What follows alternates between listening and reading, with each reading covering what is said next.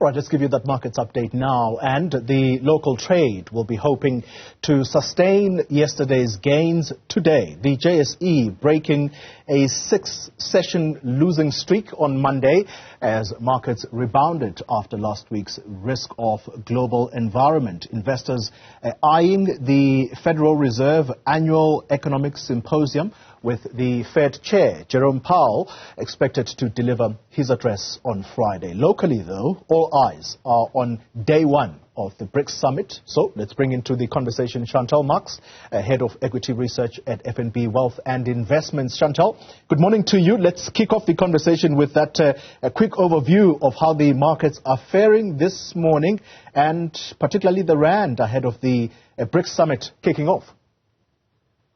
So it's been a very busy 37 minutes. The market actually opened up quite nicely, but has since ran out of steam. It seems as if there is a bit of pressure coming through on the financials index, banks coming under pressure as well, after initially recording a pretty decent open. And resources are actually holding up well.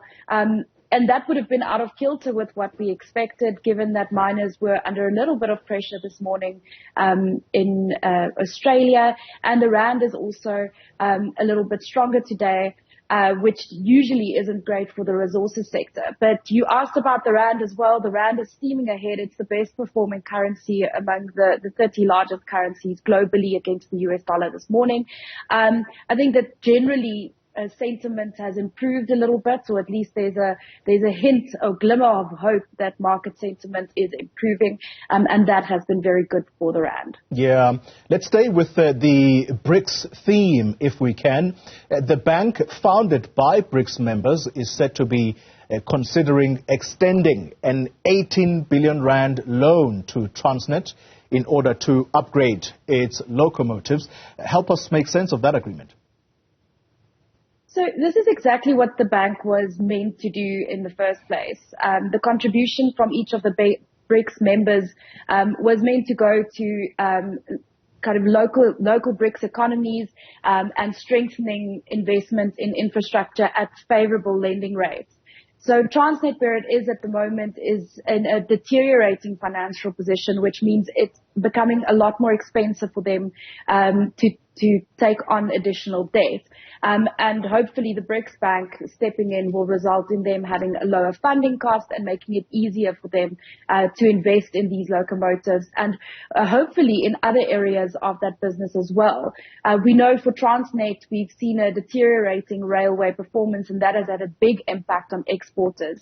So this 18 billion is really needed in order to strengthen the railways in South Africa, particularly as it relates to the export market.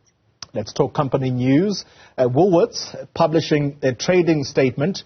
This is in respect of the 52 weeks which ended on the 25th of June 2023. How have they fared in the period under review?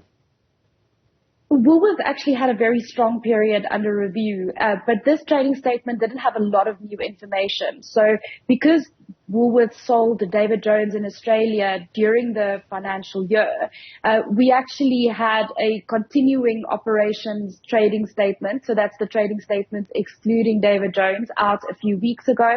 And this was bang in line with that. The new information was how David Jones performed for the 9 months that they did form part of Woolworths. And there weren't any great surprises. We wouldn't expect a big market reaction based off of this trade statement. Let's conclude the conversation with Avenge, also publishing its annual financial statements for the year which ended on the 30th of June 2023. How are their numbers looking? The result was very well guided for, but it was a very weak result. So we saw revenue actually improving quite nicely. But operationally, they really struggled in the Moormans business, which is in mining, as well as in McConnell Dowell because of a very big contract loss for McConnell Dowell in the Philippines. The interesting thing with Avenge is going to be seeing how they go into the next financial period and whether or not they're able to kind of counter some of the operational issues that they faced in both those businesses, being the largest businesses for Avenge. Avenge is now on a much better financial footing, and their order book growth has been very impressive. But we need to really have some certainty around whether or not higher revenue will actually translate into better profitability. Chantal Marx, thank you very much for that markets update. She is the head of equity research and investment at the FNB Wealth.